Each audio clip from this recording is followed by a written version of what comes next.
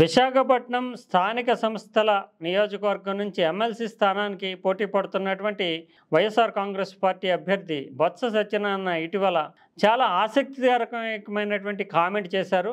రాజకీయాలు ఏమన్నా వ్యాపారమా అంటూ ఆయన వేసినటువంటి ప్రశ్న ఇప్పుడు అన్ని పార్టీల్లోని చర్చ, అదే సమయంలో హాస్యం పూయిస్తుంది.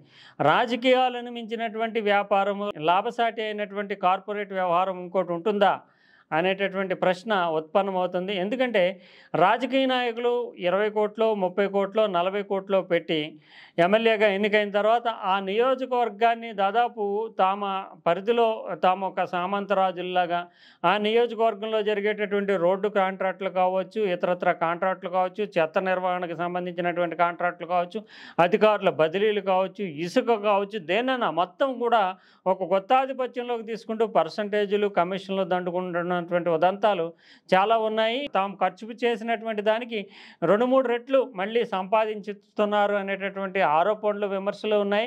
ఎందుకంటే మళ్ళీ ఎలక్షన్లో పోటీ చేయాలంటే ఈ నిధులను వెచ్చించాలి. అందువల్ల అసలు రాజకీయాన్ని మించినటువంటి వ్యాపారము, రాజకీయాన్ని మించినటువంటి వ్యవహారము మరొకటి ఉండదు అంటూ రాజకీయ పార్టీలోని అధినేతలు నుంచి సైతము దిగువ స్థాయి ఉండేటటువంటి శ్రేణులు, కార్యకర్తల వరకు అందరికీ తెలిసినటువంటి వ్యవహారం. అందువల్ల ఇప్పుడు కొత్తగా 40 ఏళ్ల నుంచి రాజకీయాన్ని దగ్గర నుంచి చూస్తూ అనేక మంత్రివర్గాల్లో మంత్రిగా వ్యవహరించి ఒక ఉత్తరాంధ్రలోనే కీలకమైనటువంటి నాయకుడిగా ఉన్నటువంటి బొత్స సత్యనారాయణ ఇప్పుడు తనకేమీ తెలీదు అన్న తీరులో ఈయన చేస్తున్నటువంటి వ్యాఖ్యలు నిజానికి రాజకీయాల్లో ఉన్నటువంటి వాళ్ళే గతంలో సారా వ్యాపారాలు కావచ్చు, లేదంటే అక్కడ ఎక్సైజ్ సంబంధించినటువంటి వైన్ షాపుల నిర్వహణ, ఇతరత్ర సిండికేట్ల నిర్వహణ, వీటన్నిటిలోని కీలక భూమికి పోషించడము, నేరుగా కానీ లేదంటే తమ అనుయాయుల ద్వారా కానీ సిండికేట్లో వ్యాపార వర్గాల్లో గంపకొత్తగా నిర్వహణలో భాగస్వామ్యం వహించడము, ఇవన్నీ గతంలో జరిగినాయి. ఇప్పుడైతే పర్సంటేజీల రూపంలోనే ప్రతి పనికి వాటాలు తీసుకోవడం అనేది జరుగుతుంది.